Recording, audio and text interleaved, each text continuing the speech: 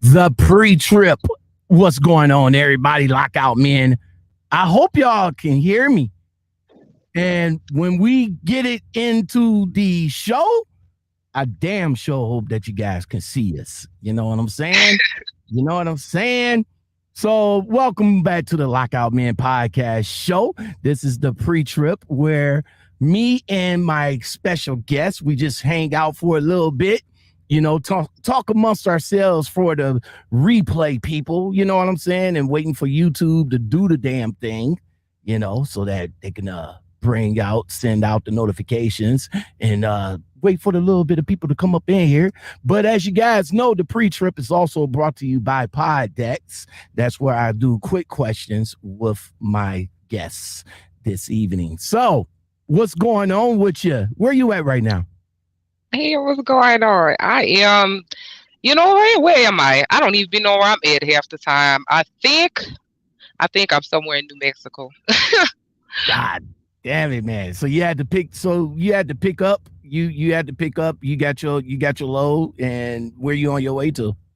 Yeah, I picked up around I picked up somewhere in Arkansas, and I'm heading to California, and it was a real easy load, you know what I mean? 2 straps, bam wham, thank you, we done. And heading to California. And as much as I talk shit about California, it seems like them the only loads that pay me the amount of money that I want in one big lump sum. So here we are, going to California, Well, that's what's up. Well, I see YouTube is doing the damn thing. So we're getting a few people in here. So let's go ahead and get some of these quick questions out the way.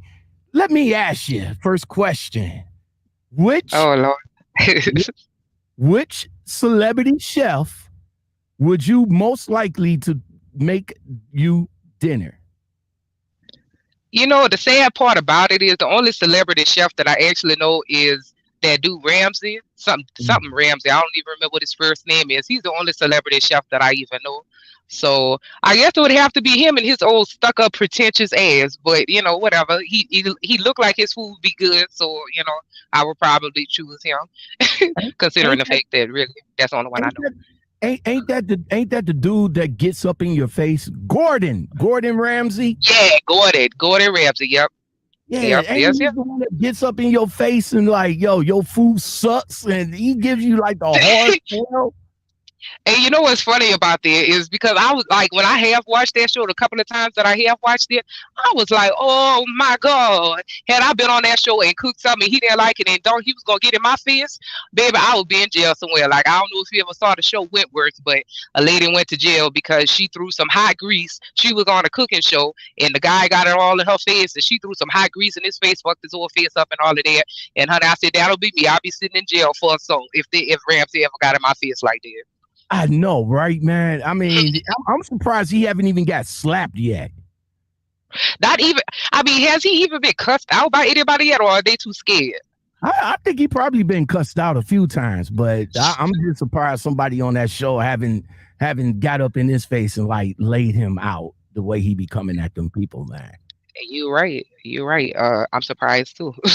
All right, last question because we got a house full. What is your favorite gadget? Oh shit. Okay. My favorite gadget? Your favorite gadget. We know you got plenty of them.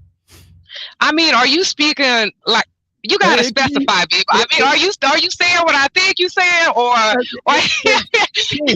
It says on the card, it says, what is your favorite gadget? That's what it says. Well, you know what? Okay, fine. I'm going to keep it PG-13, and I'm going to say my favorite gadget is my cell phone. Okay.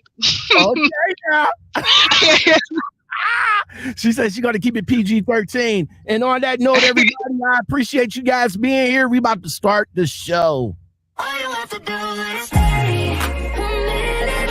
Just take your time. The clock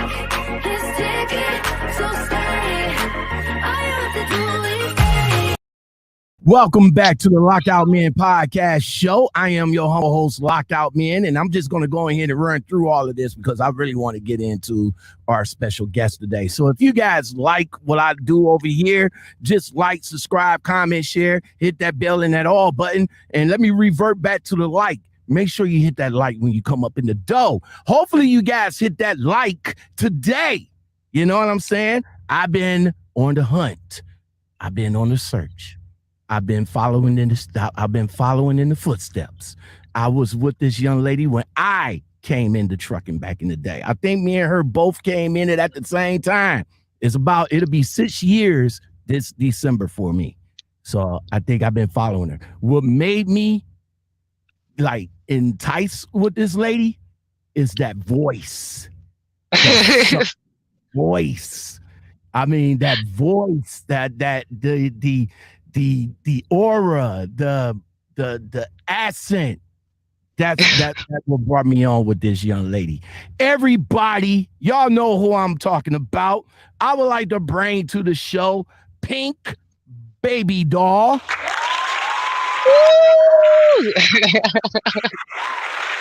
Oh my God. What's going on there? I'm good. How you doing over there today? Man, you know what? I am home, but when you told me that you was gonna come on, and you said that, yo, you on my time, nigga. I was like, yo, I gotta be. I said, if I gotta be on your time, just let me know. Just let me know 45 minutes ahead, and I will be ready for you. And look, yeah, you were. And you was. I appreciate that. Nah, I appreciate you. Pink, let's just jump right into you, man. Where you from? Where you from? That accent says Louisiana, but I've been following you for a while, and I don't think you're from Louisiana. So where you from? Oh, well, I am from Louisiana. I'm from Louisiana. But a lot of people ask me if I'm from like the Bahamas or some type of like island or something like that, and I'm like, no, I'm just from Louisiana. And a lot of people say you have a New Orleans accent, but I'm not from New Orleans. If you ask me where I'm from, I'll probably say New Orleans, but I'm actually from a small town outside of New Orleans, about 40 minutes outside of New Orleans. It's called La Place, and anybody who's from down there, you probably know about La Place. But if you're not familiar with the area, then it's just a small town that you would never even know about. So I just say New Orleans. But yeah, that's what's up. So what was it like growing up? Both of your parents, little ones, siblings. What was it like growing up for you? You know what? I was born in Louisiana, and then I moved to California. Like probably right after I was born, and lived there until I was 6 years old, and then moved back to Louisiana. I lived with both of my parents. Even till this day, they're still married. They have 4 children. So I have 2 brothers and 1 sister, and I'm the baby. And actually, my sister passed away, but I don't fail to mention her just because she's no longer living, But so yeah, they grew up in Louisiana, and it was different. It was different than California. It was a whole lot more. I don't really even know what the word is. I'm going to say it just seemed more hostile in the state of Louisiana than it did in California. Like the whole vibe was completely different. I don't really even know how to explain it unless you understand about frequencies and like but I ain't trying to get too deep on this show. I'm trying to keep it basic, but I'm just saying basically like the whole atmosphere of Louisiana and California feels so completely different. But I mean, yeah, grew up with both my parents and stuff like that, and my dad is still around. They still married. Everything's all good over there. All right. So what you was it before you got into trucking? Because your career in trucking is an extravagant one. But before you got into it, what you was doing beforehand? Well, I got into trucking when I was 21 years old, and everything that I did before 21 was just basically,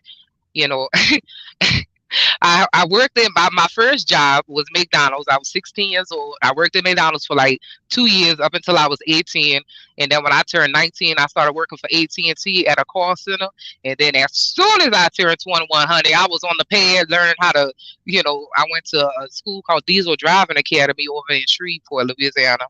And, I was out there when I turned 21. I just was like, I want to do something that was different. I didn't like the customer service shit. That ain't really my speed, so everything I did before that was just basic customer service, McDonald's restaurant job or whatever like that. Really, it was only two. It was McDonald's and AT&T and then truck driver. That's it. That's all I ever done. That was it. So what pulled you over to going to truck driving school? Did you pay for it out of pocket? Did you go through a grant? How did you finance your truck driving school?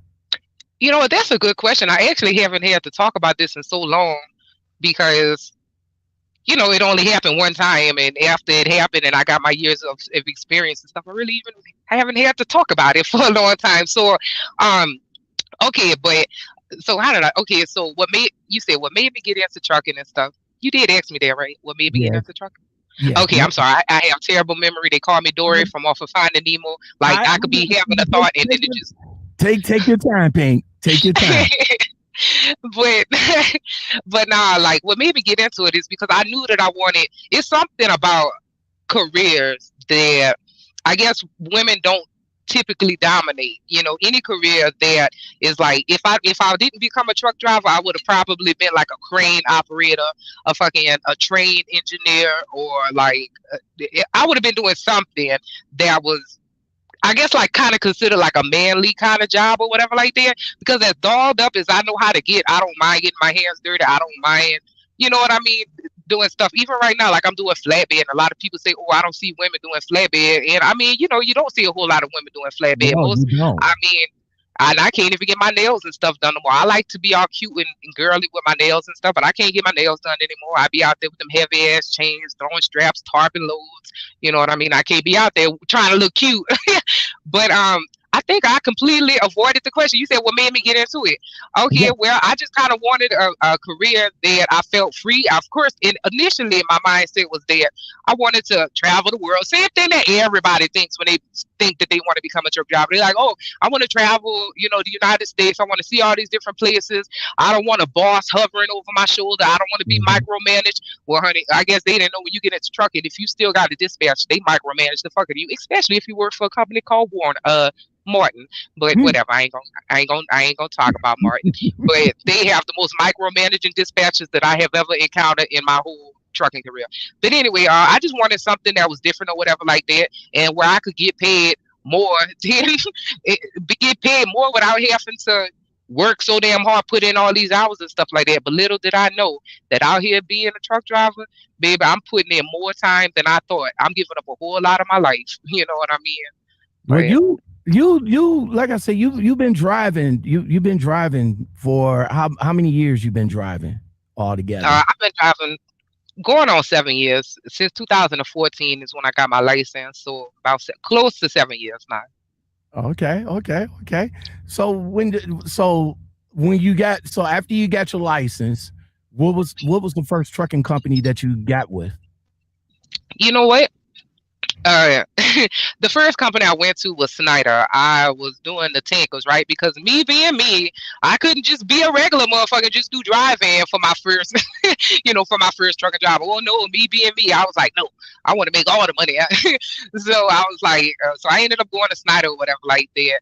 Yeah, funny story. I don't even know if I should say it. I don't know if it matters anymore because I no longer work there. But I ended up quitting during orientation because I ended up quitting during orientation because I actually had my birthday while I was down there in orientation. And I ended up getting a little drunk that night. So when I woke up in the morning, like I stayed up all night up until like maybe 3 o'clock in the morning. Then I had to wake up around like 6 or 5 or something like that. And by the time I made it the van came and got us, brought us to the orientation center and all of that. And then they wanted me to do a test drive.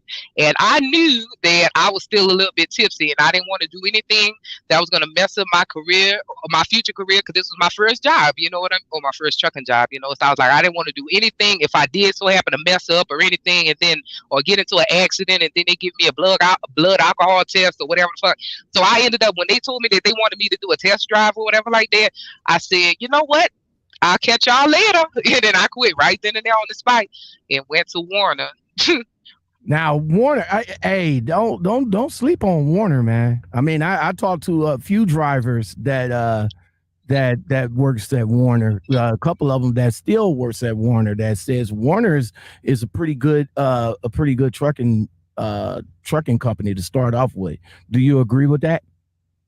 I'm gonna say this. I don't too much have an opinion about unless I've had an experience that was just like what I mentioned about Martin, how I was like, they're very micromanaging, at least all the dispatchers that I had, and the people who I've known who went over there was just like, they just be down my throat, always calling and always checking in and always all this whatever. That's a true statement, you know what I mean? But as far as my opinion or whatever like that, I don't really have too much of an opinion about any of these companies, because what I know for a fact is that at the end of the day, a person could go to a company and I might say that it's great, and you might go there and it be the worst company you ever went to, or you might go there and think that it's great, and then I go there and I be like, you fucking lied, it sucks, I hate it, you know what I mean?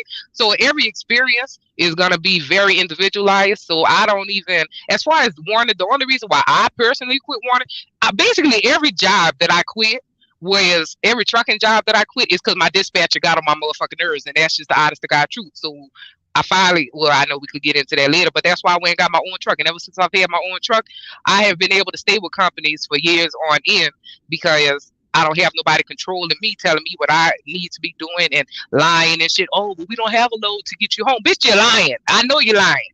You know what I mean? Like all of that extra stuff. I don't. So anyways, what do I think about Warner? I don't think that they're a bad company or nothing like that. I just know that any company where I can't do my own thing is not the company for me. And that's just how it is, What's up? What's the back in school? What was the hardest part? What was the hardest part for you to drive in driving school? Man, the hardest part, of course, was backing up. That was the hardest part. I'm talking about. I remember I was in school, right? And and you did ask me how did I pay for it. I ended up having to get a student loan to pay for it, and student loan. That's how I paid for school. And it actually was a lot of money. It was like $15,000 or something like that. I forgot how much it was. I think it was about $15,000 or whatever like that. But I took a 3-month course.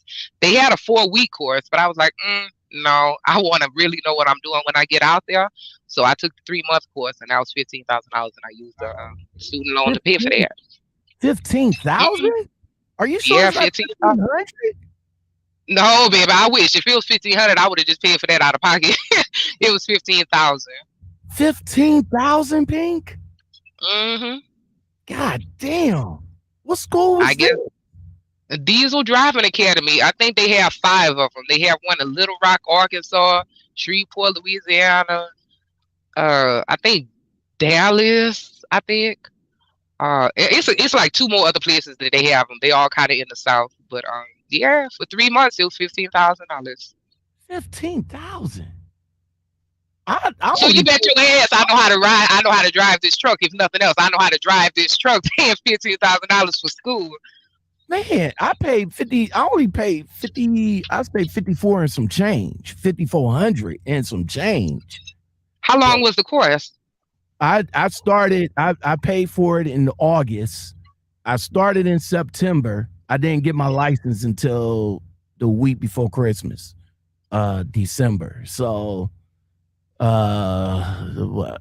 September, October, November, 3 months, or something like that. But I took the night course. So that's another reason why it took long too. So instead of going to school for the whole 12 hours, I went to school for like sometimes it was 6 hours, sometimes it was 5 hours a day. Mm-hmm.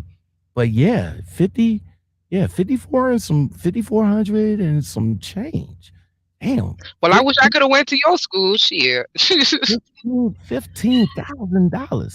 So you say you went and got a loan for that. Yep, a student loan. A student loan. Because they do accept, like, you could get it through like Sallie Mae. Oh, I think somebody bought out Sallie Mae. They not even call Sallie Mae anymore.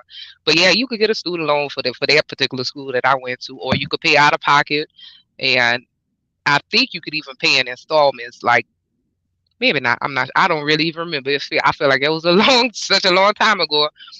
But yeah. How Yeah.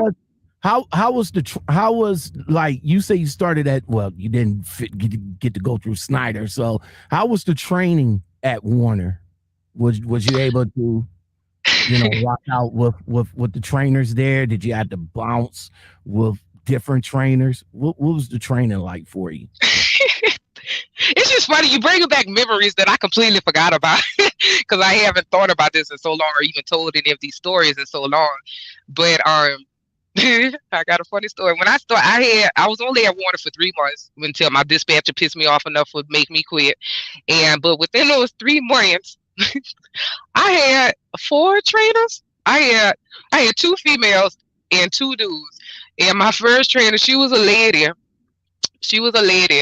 And she was, I don't know, she wasn't even too much older than me. She probably like, I don't know, maybe 10 years older than me or whatever. She cool as fuck. We still cool to this day. But some shit actually happened. It was time for her to take her home time, right? Just want to tell this quick story because this can happen for those who don't know that this could happen to you out there, because you think, oh, this is my trainer. Why would they? Oh, let me tell you. So I had a trainer that she had to take her home time. So I went with her to take her home time. I was supposed to stay in a hotel, but I don't remember what it was that happened, but I ended up just staying in the truck while she basically just took her home time. But the truck was parked in her driveway, but I just stayed in the truck the whole time or whatever like that, unless I had to use the bathroom or something like that. But her husband, I don't know if it was her husband or her boyfriend, but whoever it was, I ended up going to Walmart. Like, he brought me to Walmart, and he came into Walmart with me, and he didn't buy nothing. He was just walking around with me, and I thought he was coming in there because he had some shopping that he had to do too. But he was just walking around with me. So I was like, I thought that was kind of strange, but I didn't say nothing about it. I was like, whatever, So anyway, we get back to the house or whatever like that. I'm putting all my stuff up. I don't remember. I probably went into the house to get something or whatever like that. This man ended up stealing my debit card and going to the ATM and withdrawing $100. Yeah, it was $100 that he took out, and he was a drug addict. I don't know exactly what drug he was on, but he was a drug addict. So he only came into Walmart with me to watch me put my PIN number in so that he could steal my card and go to the ATM. And you know what? I didn't even report that to Warner or nothing like that. Like, I didn't even throw her under the bus, and I definitely could have, but I didn't even do it. I just brought it to her. I was like, yo, I know your man or you stole $100 from me and whatever. I ended up having to order a whole new debit card, but my bank gave me back my money and everything was good or whatever. But I got off her truck after that. And the next lady she and her boyfriend was on the truck at the same time as you? No, it was just me and her. But I'm saying once she went home to take her home time, he was there at the house or whatever like that, and he had brought me to the store. So, he was only doing that to get my PIN number. But yeah. How did he? Yes, sir. I'm scratching my head. How the hell did he steal your debit card? Because that's what I'm saying. I ended up going into the house to do something. I probably was taking a shower. Okay. Yeah, because when she took her home time, the truck was when we took her home time, the truck was parked in her driveway. So the whole time that she was taking her home time, I was just staying in the truck, and then when I would go inside to take a shower, use the bathroom or whatever like that, but then I'll just go back to the truck. But then the one day that I did go to the store, he brought me, and he was bringing me so that he could watch me put my PIN number in. You know what I'm saying? Okay. Oh, okay. Is that, I don't know, guys. Is that like feasible? Like, hey, I'm about to go on my home time and I'm going to park in my driveway. You can stay in the truck in the driveway. No, take me over to a hotel or something like that. Like I said, I don't remember what was going on because at Warner, I have been at Warner, but when I got on the truck with other trainers, they have put me in hotels and stuff like that. But that's probably when they was having me with the guy trainers and stuff like that. Like I don't know what was going on, but I was still fresh. I was new. I didn't know that I had the right to be in a hotel if my trainer was taking home time. I didn't know that. You know what I mean? And I was just like, well, okay, well, whatever. And I just did it, you know. And I got jacked, but I got my money back from my bank, so it is what it is. But all of my trainers, I only had one that I just really ended up like vibing with and who actually taught me something, because everybody else who I was on the truck with, the two guys and the one the two girls and the two guys that I was on, it was only one of them that actually taught me something. It was just a certain way to set the truck up when I'm gonna back up, and that was the one thing that he taught me. And everything else that I knew about trucking either came from my own experience or came from my school. The trainers didn't teach me shit except for that one, and it was only one tip that he gave me that I still remember to this day. And what's that tip? It's hard to describe it because he was there to show me, but it was just a way to set up your truck so that when you go to do a 45 degree back 45 degree angle back up, he was just showing me the way to position your truck or whatever like that so that you could just slide in there perfectly every time. All right, let me go ahead and acknowledge some people that just stepped up in the building, man. We got a full house, so I appreciate all you guys being here. Resto is in the building. Let's see, Trucking with Tony. He says, "What up, brother? Finally got my truck out of the body shop after 3 weeks." I see Melvin up in here. Hey, Melvin. Company guy or owner op? I'm hoping that you're a company guy. Master Chef Trucking, what's going on? Bradley Williams, Amy Hopkins, what's going on? Antonio Peoples, what's going on? He says, "I love my girl Pink." That's what's up. That's what's up. Antonio. Thank you. Alex is in the building. Shape World is in the house. What's going on? What's going on? Teflon Twan, 95 South. He says he loves your voice. Yeah, that's what enticed me to her, brother, man. Melvin McMichaels is in the building. He said, "What's up, Lockout?" Michelle S3, what's going on? Simon London Trucker, my man from across the way, what's going on? And Truckers Coach TV, what's going on, guys? Today's special guest in the building is Pink Baby Doll. She goes by Pink Barbie Doll. Now she goes by Hey Pink Baby. You know what I'm saying? So we just parking and politicking right now. When you started out, Pink, how long did it actually take you to grasp everything to trucking?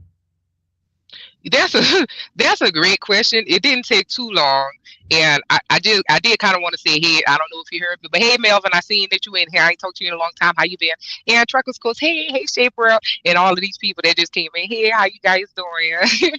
But yeah, as far as how long it took me to grasp everything, it didn't take too long. But of course, that's kind of a hard question to answer, because it's like every day I'm still learning, like, oh, that's what that is, that's what that's for, that's what this do, you know what I mean? So it's like it's really a never ending thing for me. But as far as I guess just the overall basics of trucking and just really just getting acclimated with it and kind of understanding that this is a whole lifestyle, it's not just the job and all of that, I think it took me about a good 3 to 5 months or something like that before I felt comfortable just really being by myself out here driving and stuff like that. And I used to be crying and everything when I had to go through the mountains if it was snowing or raining, and I used to be crying, just crying because I'm scared, you know what I mean? And then because anybody who's watching this, if you are brand new to trucking, let me just let you know, even if you a man and you a tough dude or whatever like that, let me just let you know, trucking could make a grown man cry. Okay, you could be so frustrated and mad at the customer, the receiver, the dispatcher, your company, the cars, the mountains, the fuck anything.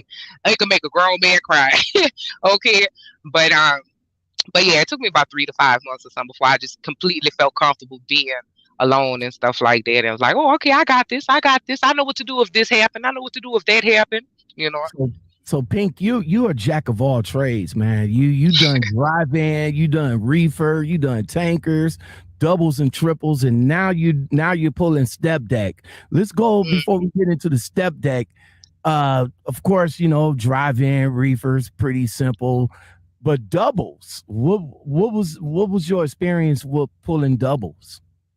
I found out what is called a pintle hook, and if you don't have one, on the back of your tractor, you have to move that dolly, the part that connects the two trailers together, that little dolly in the middle. You got to move that motherfucker all by yourself. If you don't have a pintle hook connected to the back of your tractor, you're going to need a pintle hook. But the only thing different about that is, worth mentioning about the doubles is just the simple fact, for those who may not know this, you may not know that you cannot back up doubles.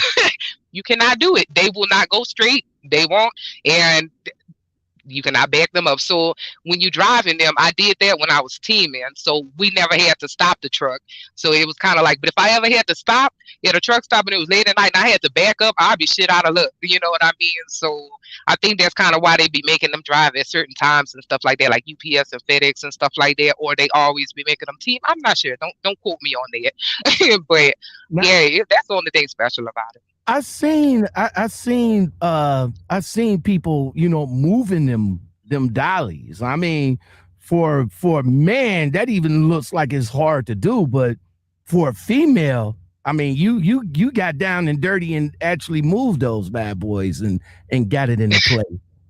I mean, I'm not even gonna lie. I'm not gonna take the whole credit behind that, because I only moved one time, and it was only a few feet, and it was hard. It was hard, but no, I can't take all of that, because I was actually doing that with my ex, and so he was doing a lot of the moving and pushing of that dolly, because and it was cold too. I was like, I was acting like a little brat, like, can you move it? But yeah. So pulling doubles is the money. What was the money like? Well, you said you was teaming, so a lot of people said doing doubles is like same money but extra work. Is that true? Well, see, because I've never pulled the doubles as a solo driver, so I have no idea how much work you would have to do as a solo driver. But while I was teaming, of course, yeah, like I made basically the same thing that I was making doing flatbed. I were doing step deck. I only do like probably 2 loads a week, if that. Like, I'm real laid back with this, because the money is decent. If I wanted to make more money, of course I could do more loads. But honey, I'm like, my truck is paid for now. I don't really have. Well, I mean, I got other things I'm trying to do in my life, but I'm just saying, like, I don't work myself that hard, because I've been out here for so long that I'm just to the point where it's like I'm not about to do it. I refuse to drive 3,000, 3,500, even 2,800 miles a week. I just kind of refuse. But I don't complain about it. All right, because I know that it's my choice. All right. So you also been with other companies as well, JB Hunt, Swift. What was it like with JB Hunt? Because I think that's when you started going into leasing with JB Hunt, if I'm not mistaken. No, you're not mistaken. I'm surprised you did enough research on me to know that. but yeah, no, JB Hunt was cool. I actually ended up leaving there for something completely not even related to them being a bad company or anything like that. It was something completely unrelated. I can't really discuss it because it could probably get me in trouble today if anybody saw that, but it was completely unrelated. I don't have anything bad to say about JB Hunt at all. I mean, they're the ones who, I started with when, at first I leased the truck for 6 months or something like that, and because I knew when I leased it, I knew that leasing ain't my thing. I was only doing that as a stepping stone to get my own truck, and that's what I did. I leased with JB Hunt, and for like 6 months saved up $10,000 to buy this Kenworth T680 that I have, and that's what I did. Saved up $10,000, went to Kenworth, bought the truck, and just paid it off this year in June. Oh, congratulations, man! That's what's up. But JB Hunt was the one that actually got you focus in leasing. What's some advice? What's some of the advice or some of the trials or tribulations that you went through while? Did I lose you? Uh-oh, hold on. I can't hear you anymore. Here you go. Can you hear me? Check 1, 2. Yeah. Okay. Yeah. All right. Did you hear what I just said? You heard the question? I heard most of it. I heard you say, what was the trials and tribulations or something? Yeah, what's the trials and tribulations of leasing with JB Hunt? Specifically leasing or leasing with them? I'll say specifically leasing. Okay, the only thing that I have about why leasing. Oh god damn motherfucker. Oh my god, this guy this man just pulled up next to me. The UPS driver just pulled up next to me. I'm not even at a rest area or nothing. I'm like literally just like on a little thing on the side of the road, and he pulled up flying next to me. Going, I don't know where he going. Look like he going back there in the woods or some shit. I don't know where he going. But anyway, but the only thing about leasing is that you have a weekly payment most of the time. Sunday, I guess they got some people where you could pay it monthly, but mostly anywhere you go, you're gonna have a weekly truck payment. And the thing about a weekly truck payment means that either you gotta have a little bit of money set aside before you get into it, so that if you want to take off for a week or 2 weeks or something like that, you could go ahead and just pay that truck note even though you're not working, or you just gotta run your ass off all the time. You know what I mean? And I didn't like that. I wanted the option. I'm like, if I have a monthly truck note, then if I go home for a week, I'll be okay or whatever like that. And that's what ended up ultimately making me get my own truck instead of leasing a truck. All right. You say you were out, you say you walked right into the Kenworth and just tossed them the bag and came out with a new huh? I mean, I was looking for like 6 months online and calling people and having them call me and rejecting the people and no, this ain't good enough. This rate ain't good enough. This interest rate ain't, nope, I don't want it. Like I was real picky about the truck that I wanted and the terms that I was willing to accept as far as my payment and all of that. Oh, I was up in there like, oh no, you're like acting real bougie and stuff. Like, nope, I don't want no 5 point something APR. I wanted something in the 2s or whatever like that. But basically, yeah, I walked in there with $2,000. I was like, all right, here we go. Yeah, you did the DMX move, like, yo, there you go, keep the change. Yeah, came out with that nice, crisp, clean T680. How was it when? How did you feel? What was that day like after you drove off the lot with your truck? I mean, to keep it shortly, baby, I just felt like I'm that nigga. I walked off that lot like, can't tell me, can't nobody tell me nothing type. That's what I felt like. Was you already, when you got your truck and you paid for it, was you already leased on with a company or did it come after? So when I leased, when I first started with JB Hunt, like I said, I did 6 months. 4 to 6 months. I forgot how long exactly, but I did a few months of leasing, or I actually leased the truck through, it wasn't even through JB Hunt. I don't know if you remember Quality. Quality. Yeah. They, I actually leased the truck through them and they went down and out of business like soon after I gave my truck back to them.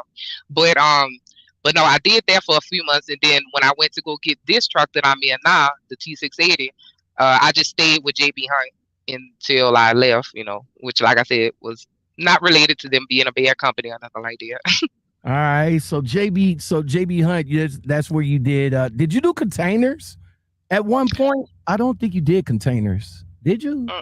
No, I've never pulled. I mean, I have pulled containers on my step deck before, but I've never just done full blown like container, you know, on a chassis. So out of all, now that you're doing step deck, what the hell, man? I seen the video. You came back. You was like, yeah, hey y'all, I'm about to go ahead and jump onto this flatbed game. And I'm like, what made you decide to go flatbed? 2 reasons mainly, just because I was like, I wanted to eventually get into the heavy haul, which now I'm certified to do. Okay, I'm not certified to do heavy haul. I'm certified to do oversized. And for those who don't know the difference, heavy haul is the loads that's heavy, and oversized is the ones that's over-dimensional. It's either taller than 13.6, wider than 8.6, or longer than 53. That's considered oversized. And so I'm certified to do that. And but I haven't pulled one just yet. But it's all kind of stuff that goes into that: permits and flags and oversized signs and escorts and all kind of stuff. But that's why I got into it, is to do what I'm getting ready to start doing, which is the oversized. Oh man, I mean, Pink, I mean, you doing the damn thing. Who trains you, or where did you go get the training to do step deck flatbed? Over here at Landstar, they have a class. It's just a 2-day class that you have to take if you have zero experience with flatbed. You have to take this 2-day class, and then they just basically teach you how to secure your load, and give you all the DOT things that you need to know so that we don't get cited and all of that. And after that 2-day class, they let you either you can rent out one of their step decks or flatbeds or even one of their RGNs or whatever it is that you want. You could either rent it out, or if you just don't want to rent it, you just kind of want to use it or whatever like that, then if you rent it, then you get paid like 70% something of the load. But if you just using the trailer and you're not renting it, then you only get 65% of the load. So I'm just using it. I'm not renting it or anything like that. Pink, you in the grind over here, man. I mean, you out there throwing chains, you out there throwing straps. What the guys out there? What the guys like when they see? How tall are you first? How tall are you? I am 5'6".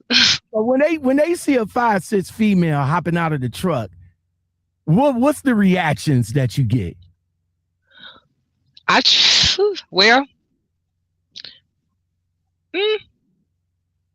It depends. It depends on who's looking. Sometimes I'm looking at them, look at me, and sometimes I'm not even looking at them because I already know that they're looking at me. So sometimes I'll be watching, but for the most part, I pretty much get, oh, you a driver? You drive that truck? It's stuff like I get people just kind of in shock or whatever about it, and they just be kind of, they can't believe it. So none of the guys try to come over there and talk to you like, yo, can I help you put your tarp down? Can I help you strap and all like that? It's funny. Now, it's funny. I actually have not had too many guys offer to help me. But there's only one that I can recall, and that's just because I was trying to put an X. I don't know if you ever seen those flatbed drivers where the strap has to be like shaped like an X on the back or whatever like that.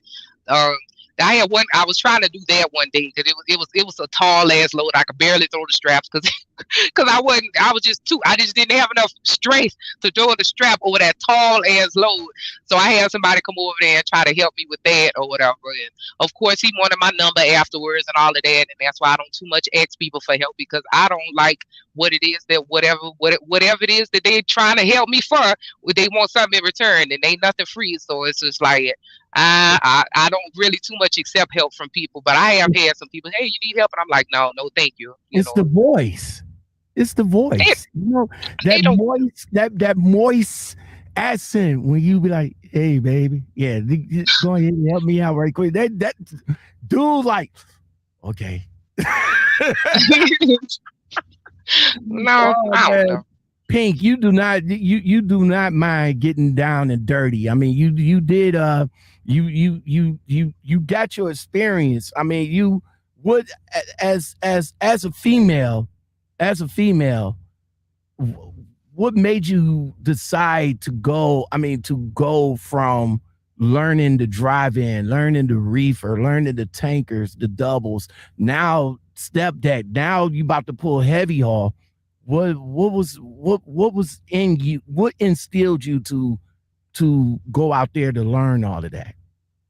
That's a great question, actually. My biggest motivation was obviously the money. I think that I think heavy haul and oversized load is probably as high as you can get on the truck and food chain.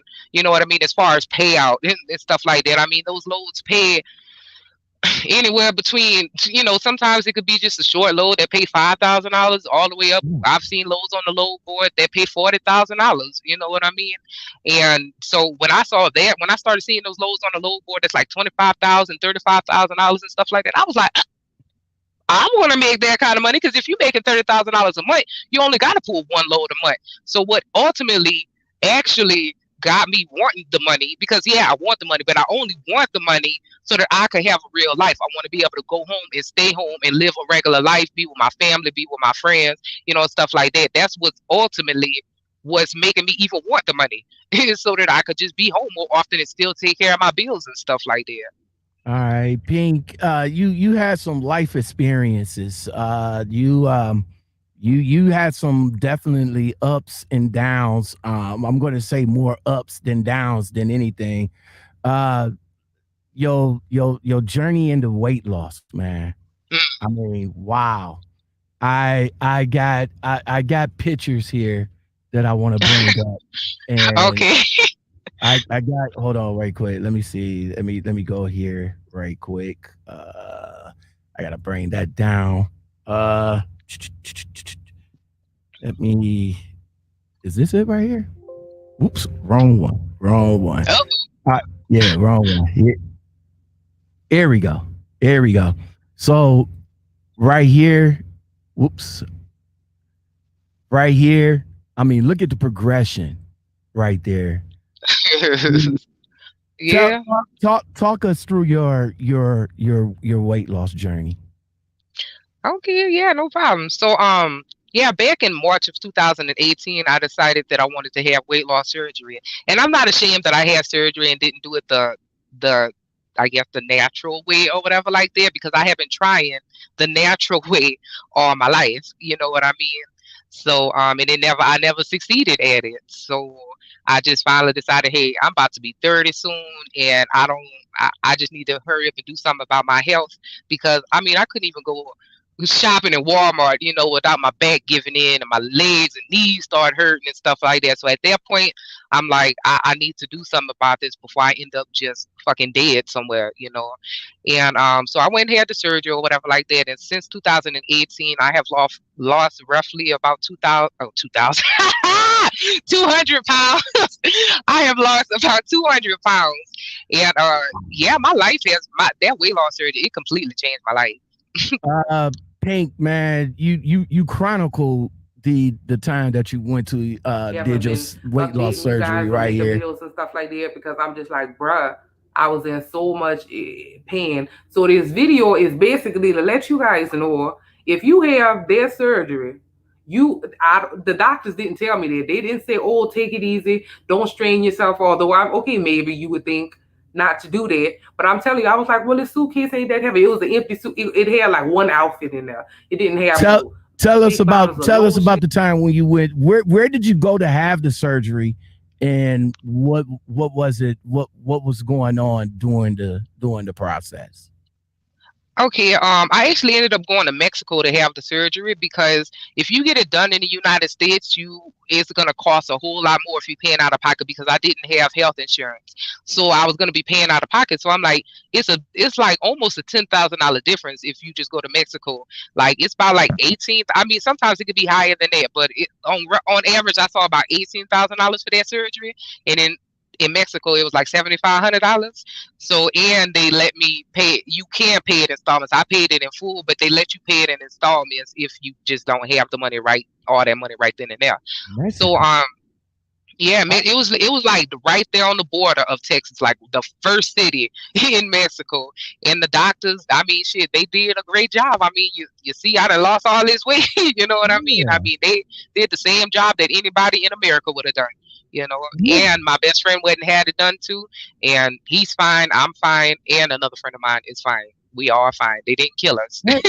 Mexico, like how did you come across a doctor in Mexico? How did I think it was my best friend that put me on to it, because it was either honestly, I feel so bad because I don't even remember who it was. It was either my best friend or this other trucker lady who I know, who I'm cool with. It was one of them two that told me about it and was like, yo, you could get this shit for like a whole lot cheaper. And, and I was like, well, shit, let's go. So I booked my little thing, and my mama came down there with me to support me. And oh my God, hold my little bucket when I threw up. It was the day after surgery. It was, they have to like blow your stomach up like with air.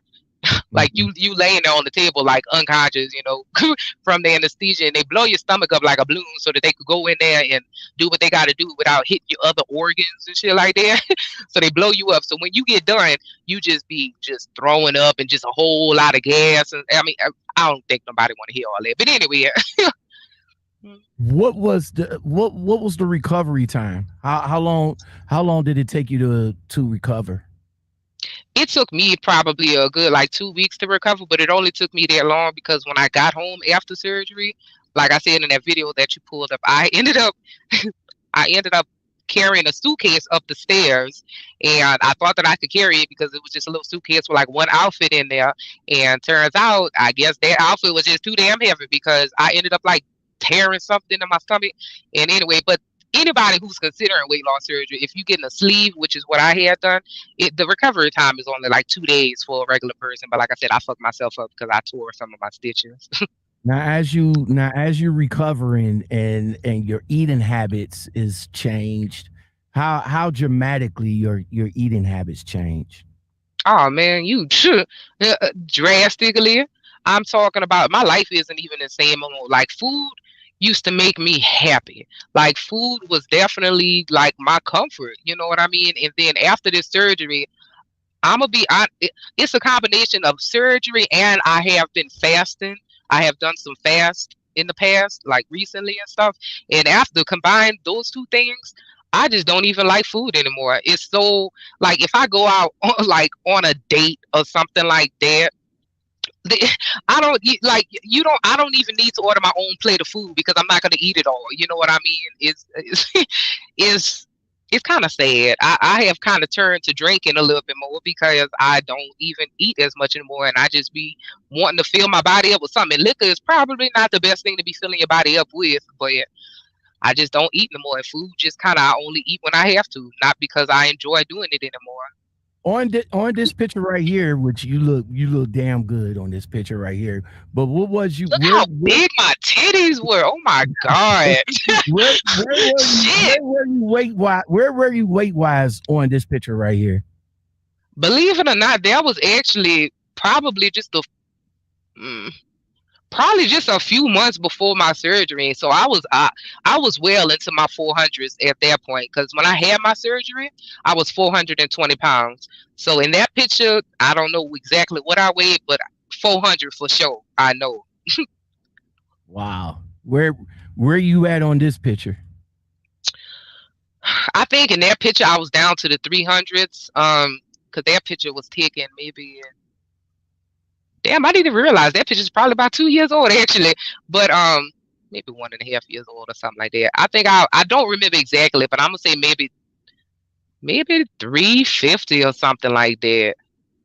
Now, when did you? Now you know, like a lot of people have problems with their weight journey. You know, I certainly do. You know what I'm saying? I came, you know, I'm tipping that maybe about 245. I was at 230, 233 at one point, but I just felt like I ain't see no results. Like my gut is still there, but the weight is down, but I still see my gut. When did it start? When did the results start to kick in with you? Honestly, I didn't really see a big difference. If I didn't put like two of my pictures side by side with each other, I couldn't really see a difference just when I looked in the mirror until recently, until about a month ago is when I think I got to like I weigh 237 right now, and that's when I hit about 240 or something like that. Well, actually, in this picture that I took, that last picture where I have matter of fact, I got on this shirt right here. When I got on that yellow shirt, my helmet, and all of that, I think that is probably the day that I realized I was like, I'm really not as big as I used to be. It's like I just couldn't see it. You know what I mean? Everybody was telling me, "Oh, you look good. You look good. You lost all this weight," and I was just like, "Really? I think you." I thought they was lying to me. I was like, whatever. Like I just didn't see it. I didn't feel it. I still felt extra fucking bad, you know. And then like it was just about a month ago where I was like, you know what? I'm starting to look good, you know. So as far as your weight, your health changed dramatically as well. You're not experiencing no health crisis or anything like that. I think my biggest thing that I've noticed that's like a downer from this surgery is, but it's also my fault. So I'm not even blaming the surgery. I just need to take better care of myself. But I should be taking vitamins, because one thing that I notice is that my bones and my muscles and stuff, I just don't feel as strong as I used to feel. And I don't know if it's because I need calcium, if I just need some more B12. So I don't know what I need, but I don't feel as strong anymore. Like I almost feel very fragile. Like if you just like push me, I'm just gonna just like, I'm just gonna like faint or something like that. I don't know. But you over here talking about you feeling fragile, and you over there throwing chains and straps on the step. Come on, that's what keeps me. That's what keeps me fit. That's just about the only exercise I get. Shit is doing the flatbed. But that was the second part when you asked me what made me get into it. Like I said, money was definitely the biggest motivation. But shit, honestly, I was like, I wanted to be more physically active and stuff like that. I got tired. You know, I gained a lot of weight when I became a truck driver, as most truck drivers do. You know, and I was just like, fuck, I got to do something about this. So even though I had the surgery and stuff like that, I still was just feeling just disappointed in myself. You know what I mean? I was like, I wanted to do something else. And when I started flatbedding, honey, is when I started seeing like, okay, well, you know, I'm starting to, you know, look how I want to look or whatever. All right, so Pink, man, you're an outspoken female. I love it. I enjoy it. You got some interesting videos out there. At one point, your relationship status was dating only females. Then you came back to dating men, and then you went back to dating females, but now you're dating men. Since you had both worlds, what's the difference between the two? Okay, well, that timeline was kind of not exactly accurate, because because I only dated females. I was full blown lesbian, and then I met my ex, and then after me and him broke up, I started dating men again. And then as far as going back to females, I never stopped liking females. I never stopped, you know, like talking to females or anything like that. But every time I've ever been in a relationship, it's like ain't no other female or man gonna be a part of this. You know what I mean? If I'm ever in a relationship. But as far as like going back, like I never stopped liking females. You know what I mean? Either I was taken at the time or whatever. But as far as like how, oh shit, I'm sorry, I'm actually smoking because I'm actually kind of nervous right now, just a little bit. You good. But no, like I said, I never stopped with the women or whatever like that. I just. So as far as dating women, who was the dominant between you and the other female?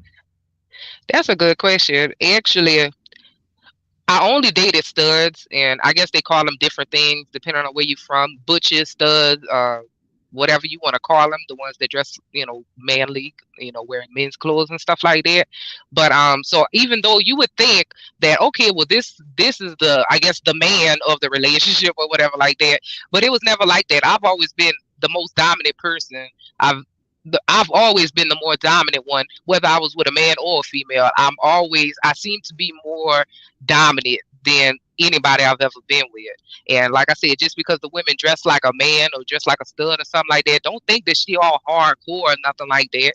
Like, they be soft as hell. I mean, they still women, you know what I mean? And so to answer your question, I've always actually been the dominant one. Okay. You experienced a tragic in your life. You care to tell us a little bit about your special one that passed recently? Oh, well, okay. Well, yeah, that was his name was Dennis. Rest in peace to him. He was the first guy that I had been with as an adult. He's the guy that kind of made me I don't want to call it switch back over, because that just sounds, but I mean, basically, I mean, it is what it is, you know. He's the one that kind of made me switch back over, and I was so ashamed of it. I've actually made, if you ever go back, anybody watching, if you ever went back and look at the old videos, I actually made a video about this, about how we met and how I felt about it, how I felt like I was betraying the whole lesbian community. I felt because when you do that, when you a lesbian and then you fuck around with men, they gonna call you. I don't know if you ever heard this term before, but they call you a dick dyke is what they call you. Like they will literally make fun of you and make you feel like shit just because. But whatever. Anyway, I'll get into that later. But now, like, you know, I ended up falling in love with this man. I don't even know how. He was way older than me, you know, as far as like physical attraction, it wasn't even there, but I just fell in love with who he was or whatever like that. And then along that journey, he kind of showed me some like spiritual stuff that kind of made me feel like, well, maybe I shouldn't be messing with women anymore, but I'm just completely past all of that now. Like my whole spiritual journey is on a completely different level now. But anyway, the point is, I was very ashamed that I ended up falling for a guy. I was like, you know, I had to tell my whole family, like when I came out to my family, like my daddy was disappointed. Like he ain't never called me an abomination or nothing like that, but kind of gave me that face, kind of like he was thinking that about me, you know what I mean? And like my mama, she just, well, I actually remember what she said, but I ain't gonna repeat that on here. But but you know, anyway, the point is I had to convince them to finally accept me. And then a few years later, I'm like, oh hey, there's this guy who I'm dating now, and it's just like a slap in the face to all of the people who I kind of forced to accept me for who I was, and then come back. It's almost like I was wishy-washy, or like it was just a phase or something, and it wasn't. It just sometimes what I found out throughout that whole thing is that you love who you love, and fuck labels and fuck anything, because at the end of the day, at the end of the day, you know what I mean. You just gotta stay true to who you are. And if you fall in love with somebody who's the same sex, the opposite sex, or whatever the fuck, if that's what happens, then that's what happens. Just stay true to you, and you'll never have to apologize to anybody ever about it. Pink, you since the weight loss journey, we've seen you progress from being a truck driver. Now you're a biker chick now. What got you into your fascinations with motorcycles? You know what? I've actually never even been into motorcycles or anything like that. But it literally, it was just off a whim one day. Like I was just riding one day and I saw somebody on a bike, and I don't even know. I don't know if their outfit was just cool or whatever like that. If their helmet was cool, or if their bike was cool. I don't know what it was, but I was just like, man, like I just thought that they looked so cool, and I was like, man, I'm gonna do that. So then I started YouTubing everything I could about bikes or whatever like that. And a few months later, like 2 months later, I ended up getting a bike. I bought a bike and learned how to ride it. And ever since then, I mean, I fell in love with it. I met some. Hi. This is it right here, right on this picture. That's actually one of my homeboys' bikes. That's before I had my own bike. But I have two bikes now, and the one that in that picture, that's my Ninja 300. So that's just a real small bike, and then I have a 1400, and the numbers just represent like I guess kind of basically like the engine size, you know, how fast and how much torque and all it has.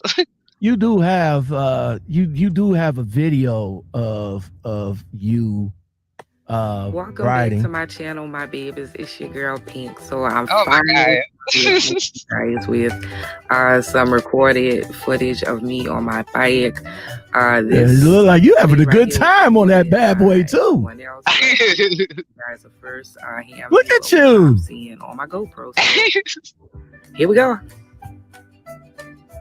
So when you first did you have to go through schooling to get your motorcycle license and everything, or you just hopped on it? You just hopped on it and just said, "Bump it! I'm about to ride the bike and just go at it." Honestly, the best way to go about it is to go and get some training or whatever like that.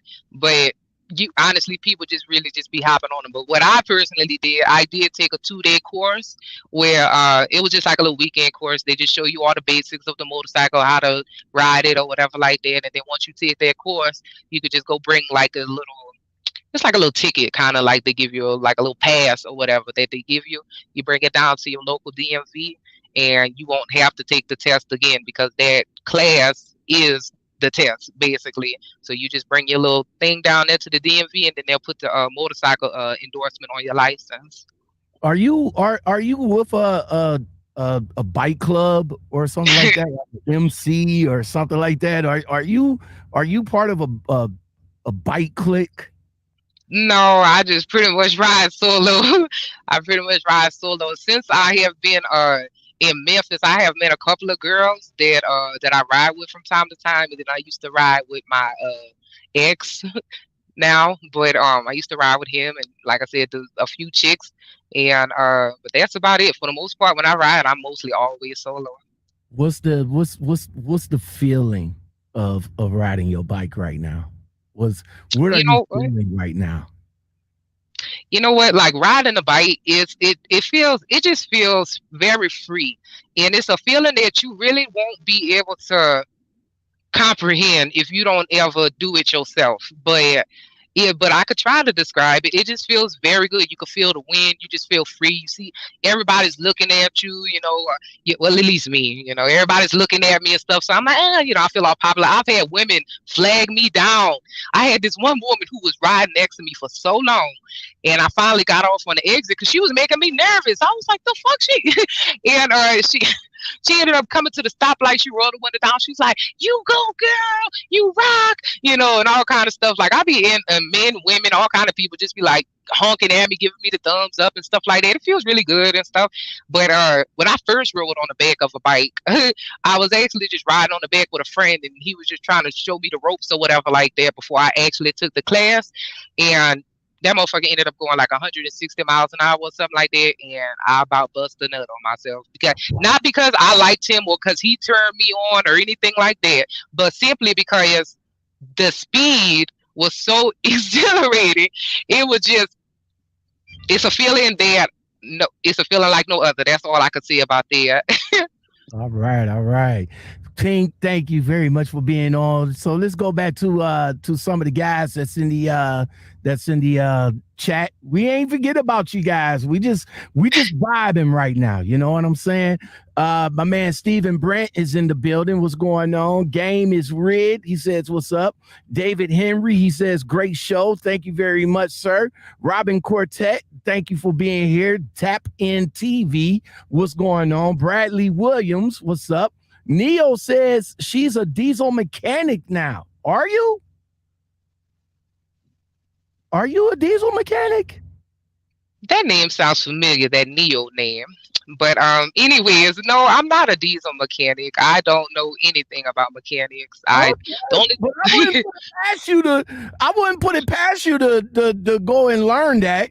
I mean, as of right now, you're a jack of all trades right now. But no, what I am getting ready to do is once I get this house, I'm actually gonna have like a separate like shed. It's not gonna be a shed. It's gonna be like a full blown like garage or whatever like that. But I'm about to start doing bikes. I'm about to start painting and powder coating and fixing up bikes like just fixing, like I ain't trying to do like the mechanical work on the bike. I'm just trying to do the cosmetic work. So either painting it, powder coating rims, or even fixing the plastic if it has like just fixing the body, like body work and stuff like that. That's something I'm getting ready to start doing. But diesel mechanic, honestly, I wish I knew how to fix my own truck because I wouldn't have never went into debt trying to fix my, have this truck in the shop. So, but no, I don't know anything about that. Nifa Needs in the building. She says, like, subscribe, and hit that like button. T Hill's in the building. T Hill says, ask her, does she still ride the crotch rocket motorcycle? Yep, that's the only kind I have. T Hills also said the Louisiana accent is popping. Chris Walker is in the building. Carla Whitney says, what's up? Gideon said he loves him some Pink. Chris Walker says that New Orleans accent is fire, or it's the strength. And Shape World wants to know, are you still teaming? No, I'm no longer teaming. And hey, Carla, what's up, Carla? I didn't think you was gonna make it, but no, I'm not teaming any longer. I'm back solo. All right. That's what's up. What was it? What was it like? What now? Teaming. This is still your truck at the time. So, what was it like teaming in your own truck? Actually, I was never well, no, at one point in time I was teaming in this truck. I have only teamed twice in my life, and it was with my boyfriend at the time, who was Dennis. I teamed with him, and then my ex, I teamed with him, and we actually teamed in his truck. I actually left my truck. The reason why it was easy for me to team was because we both worked at Landstar, so all I had to do was just call them up and say, hey, I'm getting ready to log on to the Qualcomm and team with this person, and just basically, this where I'm gonna be at, So I just logged into his Qualcomm, and it was just easy peasy or whatever like that. So when I got ready to come back to my truck, there was nothing special that I had to do or nothing like that. Just log back into my Qualcomm and start driving back my truck. But as far as to answer your question, what was it like? It was great. You know what I mean? It was great.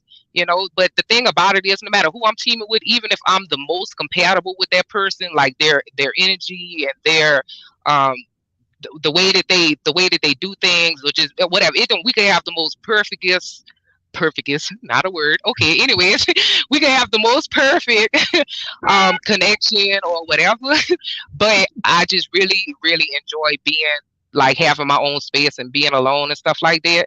And when we was teaming, it was really just to make some quick money, to pulling those doubles real quick or whatever like that. But it wasn't quick money, because it was just basically the same money that we make pulling flatbed solo. So now that you got your own truck and you got your own your experience, are you going to just continue to stay leased on with this company, or have you given any thought of getting your what do you call it, authority? Have you ever given any thought to getting your own authority? I mean, I've thought about getting my own authority since I first became a truck driver.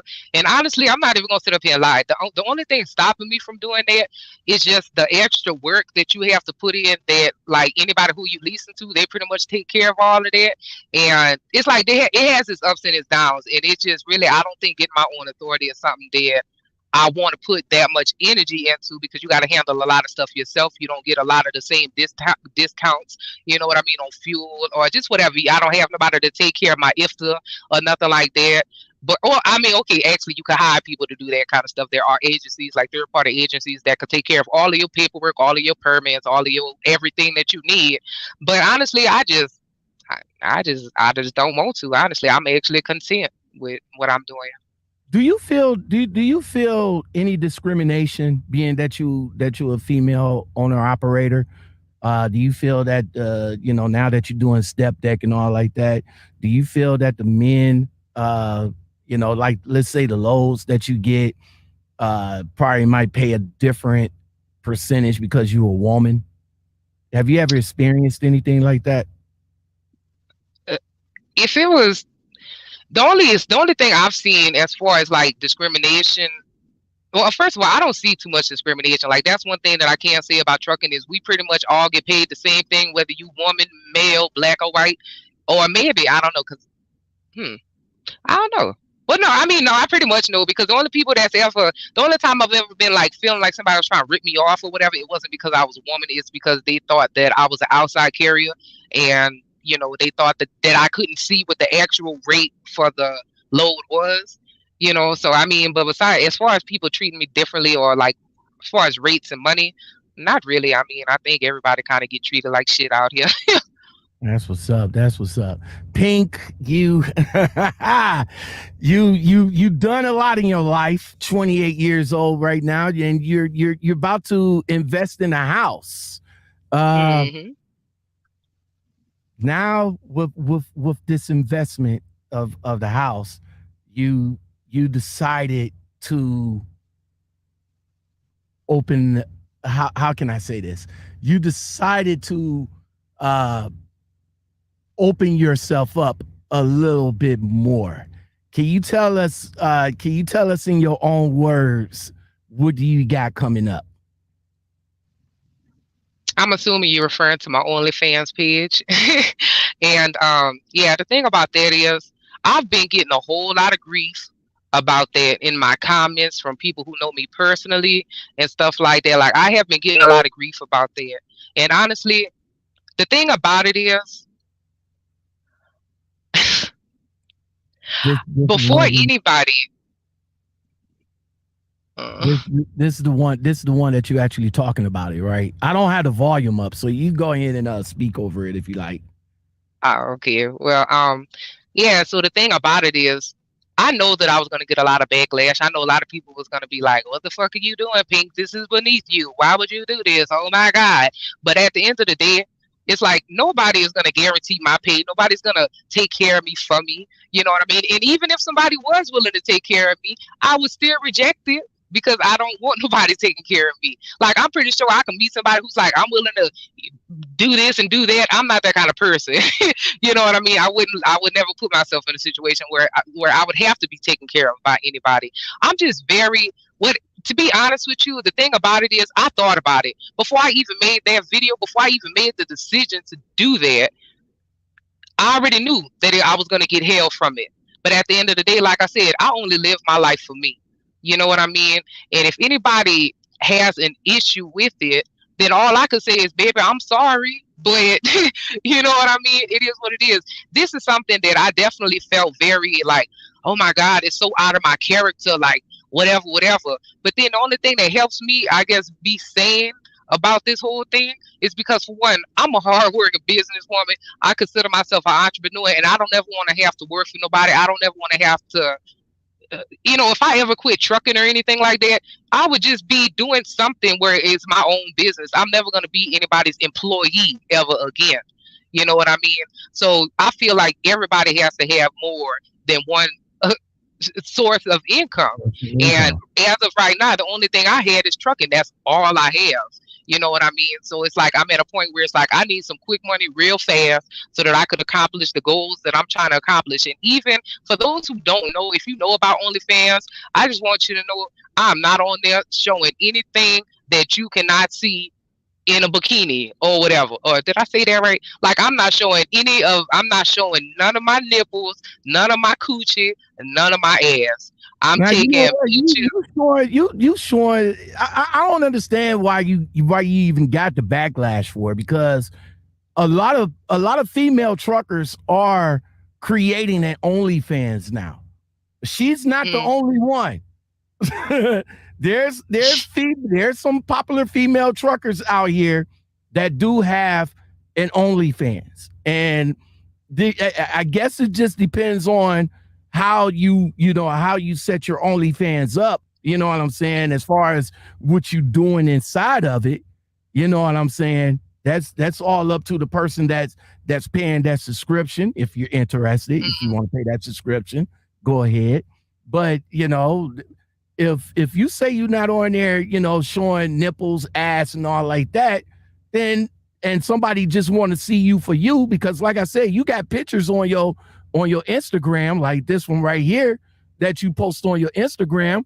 It's the same. That was promoting my OnlyFans because I don't normally post like that, but yeah, I get what you mean. Yeah, you got pictures, like that on your Instagram. You know what I'm saying? I don't understand why you even should even get a backlash, because like I said, there's a lot of female truck drivers these days now that has an OnlyFans. I'm just saying. But there's one particular comment that I saw that says something along the lines of something like, basically, I just need to, like, why can't I just be a truck driver? And to me, that's kind of like, how dare you? Like, just because you might just want to have one way of making your money, like, don't knock me. You know what I mean? Because it's like, all I can say about this is that, once again, and this is anybody who has contacted me or subscribed to my OnlyFans know that I am not lying about what I'm saying that I'm sending, like what kind of pictures I'm posting or whatever like that. I'm not lying. They got motherfuckers begging, like, please, can I? It's like, no, I meant that shit. You know what I mean? I'm doing this because I need more money. And let me put it like this. I'm not trying to make it seem like I'm not making money in trucking, because I am making money, but I have my own truck. It costs a lot of money to maintain this truck. And I'm a person that tries to get to the, how do I phrase this? I'm the type of person where it's like I'm trying to make sure that I'm good before I get to a place where if trucking doesn't work out for me, because I'm so tired. I'm not gonna lie, like I'm getting tired of trucking. Like I said, I just want to be home more often. You know what I mean? And stuff like that. But I need to get home first. But anyway, but the point is, at the end of the day, the people who's giving me backlash, the people in my comments and stuff like that that's giving me backlash about it, unless you have something positive to say, then honestly, you could suck a dick, because I don't care about your opinion. But the people who I actually know, and who know me and stuff like that in real life, who are offended by that, not offended by it, but I guess just feel some type of way about it. Like I said, the only thing I can say is that, look, sweetheart, I'm sorry. You know what I mean? I'm truly sorry, but I can't live my life to please other people and be worried about what they think, because if you live your life like that, you'll be sitting in a motherfucking hole all your life. You know what I mean? You'll be sitting up there going crazy in your head, always trying to please another person. If I do this, what would they think? If I do that, what would they think? How would they react? You can't live your life like that. And I know that may sound kind of like, well, damn, you kind of, but I mean, the truth is the truth. You know what I mean? And if you live your life like that, then I hate that for you, because I refuse. That's what's up. That's what's up. I gotta give you that. Gotta give you that, man. Let's go back to the community and see what they got to say. Downface Nation, she's up in the building. What's going on? Tap In TV says it's like that every day. Homer Simpson says pink looking slimmer. Craig, Curtis Strud says, "What's up, Louisiana in the building? You think that crotch rocket do things to you? Wait until you ride a Harley. Have you got on a Harley before?" I have. I've gotten on one. I have not rode anything but a crotch rocket, but I have sat on a few Harleys. That's what's up. That's what's up. Chris Walker says, "Hell, get that money, baby." That's what's up. That's what it's all about. That's what it's all about. All right, so let me ask you this, man, Pink. Being that you got all this, you got all this stuff going on, how do you feel about the disrespect in trucking? Since guys coming at you on some bullshit just because you got your OnlyFans, how do you feel about the whole trucking disrespect as a whole? I think the disrespect in trucking isn't necessarily geared towards women. I think the disrespect is how much they try to play with us. And what I mean by that is like the agents that's posting loads, if you own an operator or whatever like that, they posting loads that's paying $2,000 to go 2,000 miles. And you're like, what kind of fucking shit is this? You know what I mean? Or, or when they sit up there, or if you a company driver and you just get dispatched and you get paid per mile or whatever like that, they sit up there and just disrespect your time. They never want to let you go home. They be sitting up there lying to you and shit, saying, oh, well, we can't get you out of this area. We need you to take this load to go here and whatever. They just sit up there and lie. And like, we out here sacrificing, being away from family and friends and being able to have a real life, and you telling me you can't keep it real and pay us what we worth? That's the shit that pisses me off about trucking. That's where I feel like the disrespect come in, when they don't see our value. Now, they was talking about a trucker strike about a month ago. I don't think it happened, but in your opinion, being that you're an owner operator now, how do you feel about truckers thinking about going on strike, and will you ever? I don't give a damn if I got $1 million. I will give a damn if it was $1 million load. But like, what I feel about that is I wish truckers would hurry up and stand the fuck up and mean that shit and do it for real. Because I don't care if I was in the middle of a load right now. If somebody say, okay, we about to pull a strike, we about to do a strike or whatever like that, I'll stop wherever the hell I'm at. Be like, this load just gonna have to be late. Because if everybody was serious about it and we could really come together and do it, I would so totally do it. You know what I mean? These motherfuckers need to know, like, you can't just be doing us like that. Like, we are already sacrificing too much. You know what I mean? So it's like, how dare you disrespect us with these shitty ass rates, these fucked up ass attitudes, and just all these lies and bullshit. You know what I mean? So what I have to say about that is yes, I would definitely participate in one if everybody came together and was serious about their shit. That's what's up. Let's talk about your let's talk about your YouTube. You've been rocking on YouTube for quite a while. Why did you actually start your channel? What made you get into YouTube? I initially started my channel. The first video I've ever posted is actually no longer even public anymore. I got it set for private. But the first video it's because I had some information that I wanted to share with people. It was back when Snyder had just started their owner operator thing where you could like choose your own loads or whatever like that. And the only people who I know at the time who was doing it the way that Snyder was doing it was this other company who has got bought out now, but their name was Interstate. And I was just basically just wanted to make a video given because I had did a lot of research on both of those companies because I knew that I was trying to become an owner operator. So I just wanted to share my information that I had about them two companies and just like, hey, this is what I found out, so you guys don't have to go research it yourself. All the information is right here in this video. So that's why I initially started my channel, because I just wanted to tell people what I knew. And then people commented and it was like, liked me and stuff like that, so I started making more trucking videos that just, and then like I said, eventually I started getting off subject because people started asking me about my personal life. They want to know if I'm single, if I'm taken, where do I live, and, just what did I have for dinner. I'll be like, what the fuck? Like they be wanting to know all kind of crazy shit, so I just started making videos. How did you lose your virginity 2 years ago? Oh Lord, that was masturbation question for women.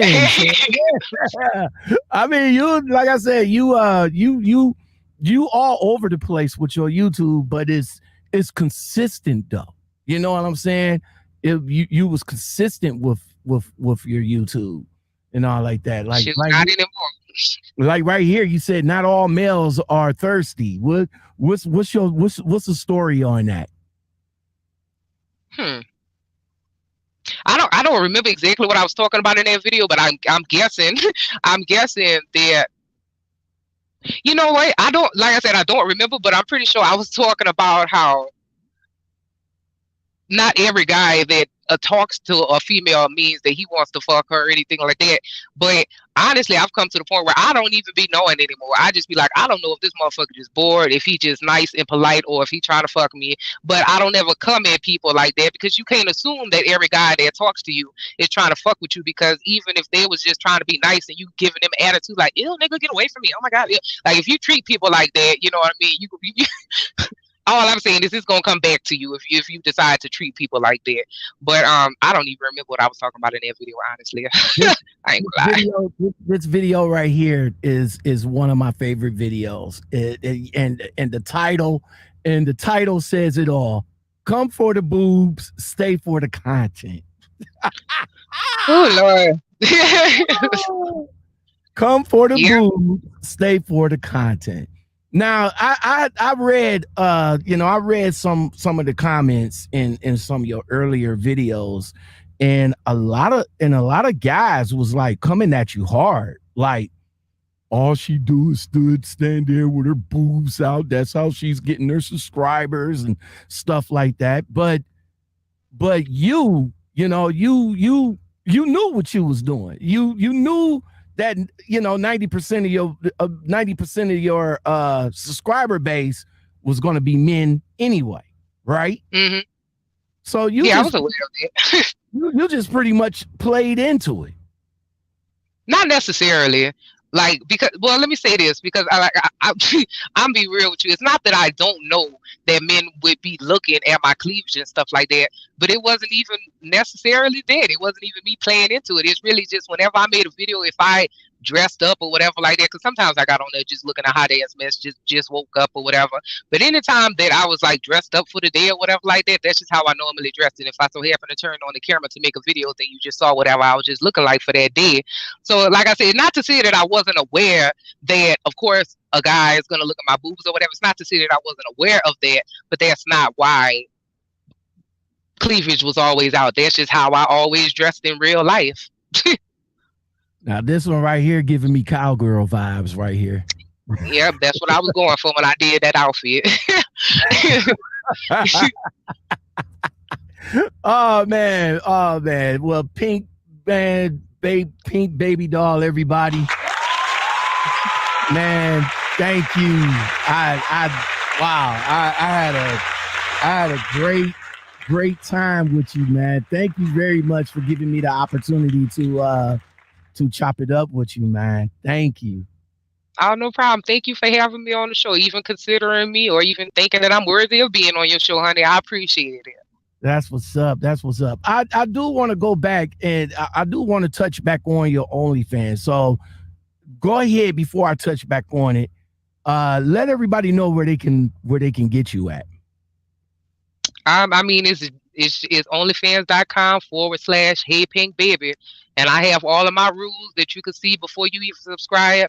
I have all of the rules telling you what I do and what I don't do, so that there's no misleading. Oh, she tricked me. I thought I was going to be able to see this, and then I subscribed, and it wasn't nothing like that. I don't want to hear none of that. I put my rules on there before you even subscribe. You can see it. You can see everything that I do and don't do. And like I said, and I'm consistent with it. It's not like you going to get in my inbox and going to convince me that if you pay me enough that you'll be able to see titties or see nipples and pussy and all of that. Ain't no amount of money that's going to make me change my rules. Because like I said, like I said in my wait, is it OnlyFans Hey Pink Baby or OnlyFans Pink Baby? Because I see one on here, but I don't think that's you. It's onlyfans.com/heypinkbaby. Oh, Same thing. Hey Pink Baby. Okay, because I don't think you're Asian. Oh, there you go. Yeah, I don't think you're Asian. I do not think you're Asian over there. The one that I pulled up before had the side boob going on, but yeah. So definitely, so everybody can go over and subscribe to her on Hey Pink Baby OnlyFans. Let me see. Her YouTube page is the same name. You pretty much why did you change your name? I mean, your name, you was Pink Barbie doll at one time, Pink Baby doll at one time. Why did you change your name? It was only always and never been Pink Baby doll. I never did Barbie doll, but because the reason why I changed my name is because people was actually no, it's all good. People was actually starting to get on my nerves with assuming that I thought that I looked like a Barbie doll or a baby doll, and I was like, it was never like that. I just came up with a YouTube name because my name is Pink, so I came up with something that sounded cute with pink, and then I've had people like either comment or even made videos about me talking about she ain't no Barbie doll, she don't look like she a fat Barbie, like saying things like basically like I'm trying to portray myself to be a Barbie doll or something like that, and that's not what my name was. My name was Pink Baby doll, and I don't know. So I just changed it because I'm like, I don't want to hit that damn person say again that I'm a Barbie or something like that. I was just being a little sensitive about it. I ain't gonna lie. So, hey Pink Baby on again on OnlyFans. That's OnlyFans /Pink Hey Pink Baby.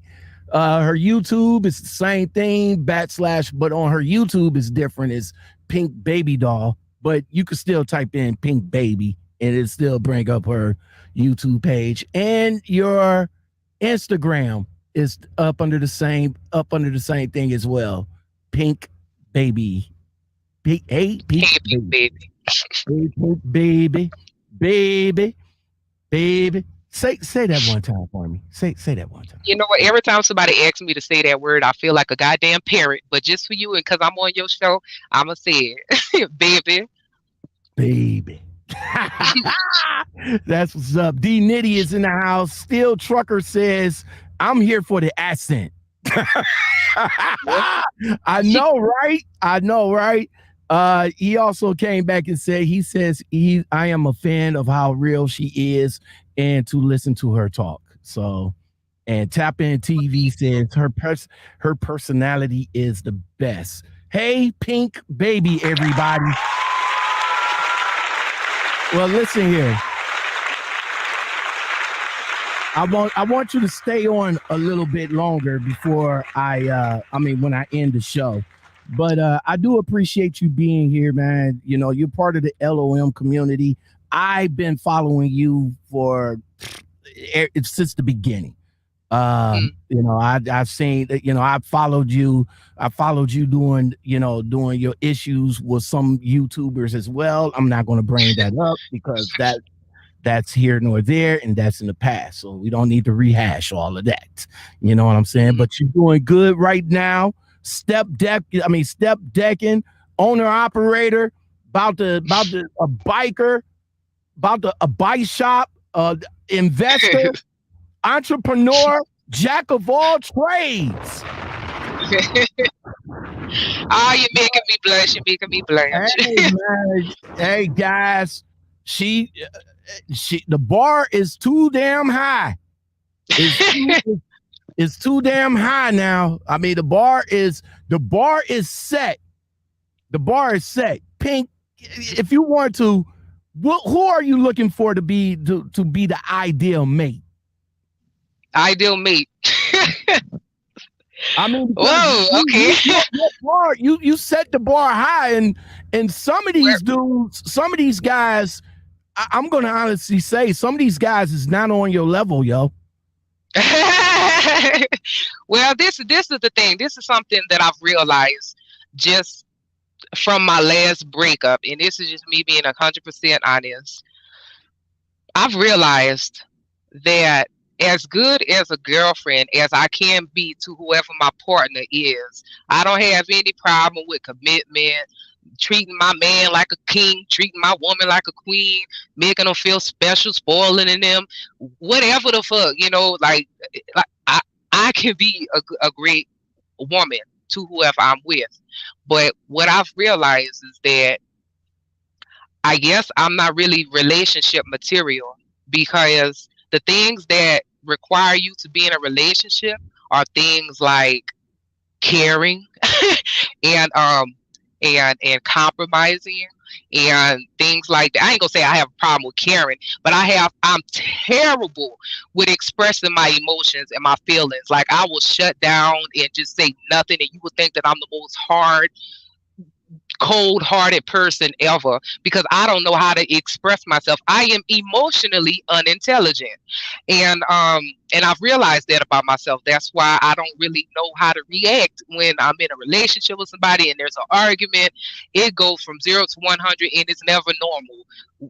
Anyways, but the point is, I don't think that I can't even think about who what kind of partner I want, because honestly, I only want myself right now. And I know that sounds all extra. Oh, you go, girl. Like, I'm not even saying no shit like that. I'm not a feminist or nothing like that. I'm just being honest. Like, I really need to focus on myself and my goals, because every time I'm in a relationship, you have to put so much energy into relationships, because you have to worry about what they're feeling, what they're thinking, what they're doing, or whatever. You have to put too much energy into it. And honestly, I just rather not, you know.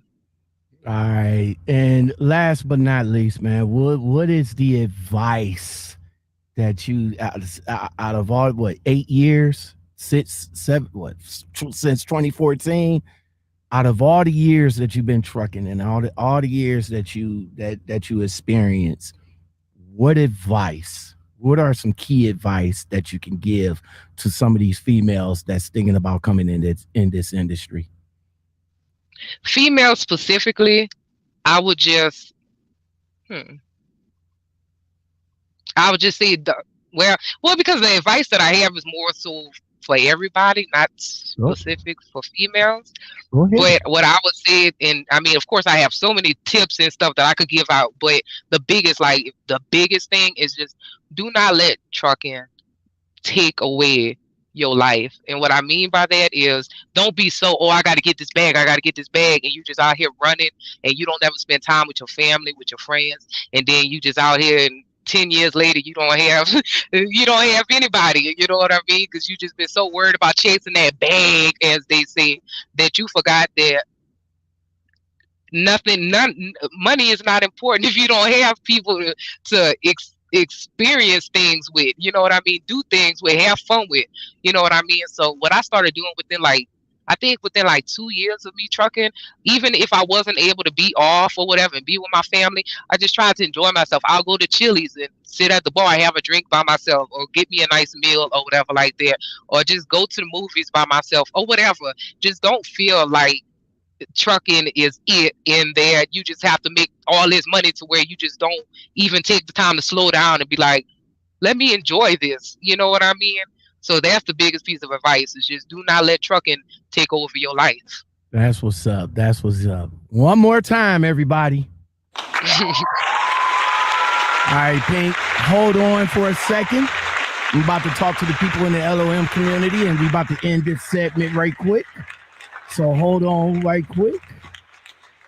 All right, so that's it, everybody. That is it. My girl, Pink Baby Doll. Hey, Pink Baby. All of it pink. Just call her Pink. You know what I'm saying? That's her favorite color. Is pink. I appreciate you guys showing up and showing out for me. Thank you for watching. Thank you for listening. If you like content like this and more, don't forget to like, subscribe, comment, share, hit that bell and that all button. Then, hey, forget that all button. All right? Forget that. I've been saying all button. Hit that like button. That's what's up. Something that you can do for free is hit that like button. Hell, if you don't like it, hit that dislike button. You know what I'm saying? It still shows YouTube that I need YouTube to push the video. All right? All right. Until next time, all you guys that's in here, thank you very much for being here. I really do appreciate it. I will come back at you guys again with another video. Peace. Where is the outro? Cause baby, once I'm gone, I ain't coming back. You gon' have to settle with another man. But when you realize, don't be running back.